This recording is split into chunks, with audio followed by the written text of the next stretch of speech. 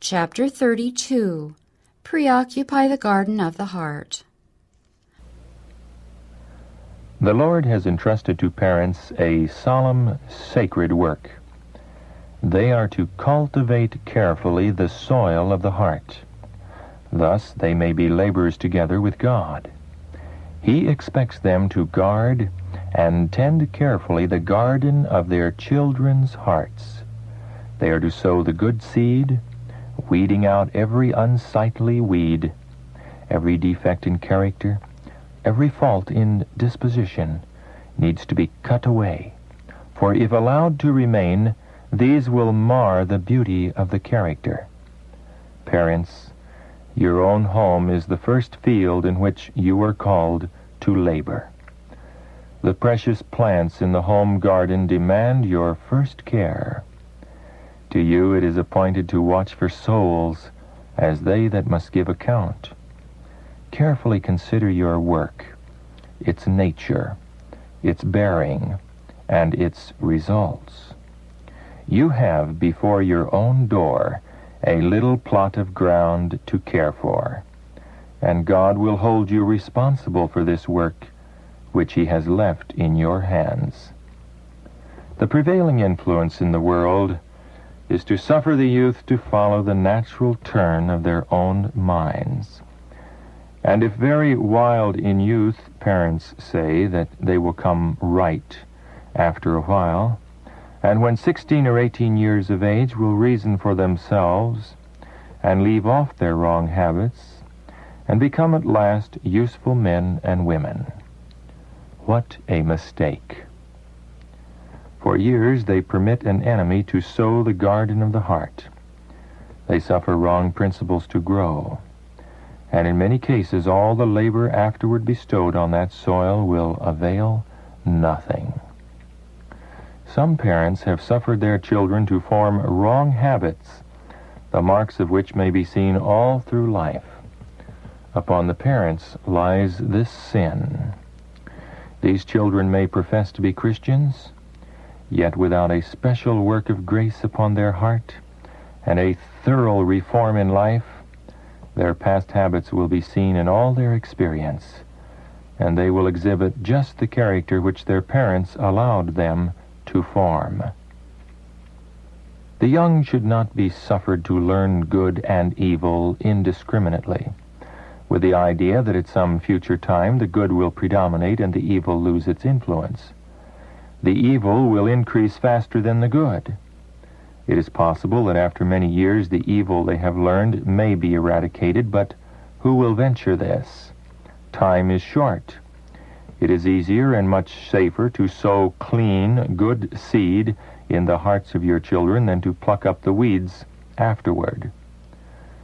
Impressions made upon the minds of the young are hard to efface. How important, then, that these impressions be of the right sort, that the elastic faculties of youth be bent in the right direction. In the earliest years of the child's life, the soil of the heart should be carefully prepared for the showers of God's grace. Then the seeds of truth are to be carefully sown and diligently tended. And God, who rewards every effort made in His name, will put life into the seed sown, and there will appear first the blade, then the ear, then the full corn in the ear. Too often, because of the wicked neglect of parents, Satan sows his seeds in the hearts of children, and a harvest of shame and sorrow is born. The world today is destitute of true goodness because parents have failed to gather their children to themselves in the home. They have not kept them from association with the careless and reckless. Therefore the children have gone forth into the world to sow the seeds of death. The great work of instruction, of weeding out worthless and poisonous weeds, is a most important one. For if left to themselves, These weeds will grow until they choke out the precious plants of moral principle and truth. If a field is left uncultivated, a crop of noxious weeds is sure to appear, which will be very difficult to exterminate. Then the soil must be worked and the weeds subdued before the precious plants can grow. Before these valuable plants can grow, the seed must first be carefully sown. If mothers neglect the sowing of the precious seed and then expect a harvest of precious grain, they will be disappointed, for they will reap briars and thorns. Satan is ever watching, prepared to sow seeds which will spring up and bear a plentiful harvest after his own satanic character. Eternal vigilance must be manifested with regard to our children.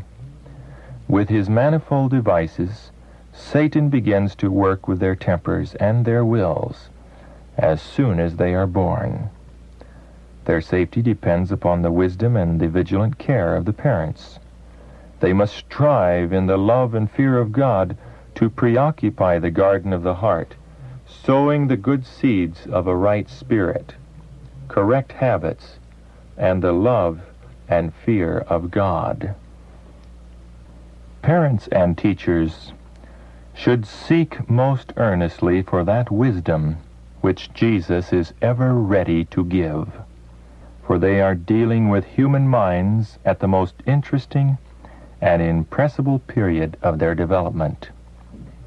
They should aim so to cultivate the tendencies of the youth that at each stage of their life they may represent the natural beauty appropriate to that period, unfolding gradually as do the plants and the flowers in the garden.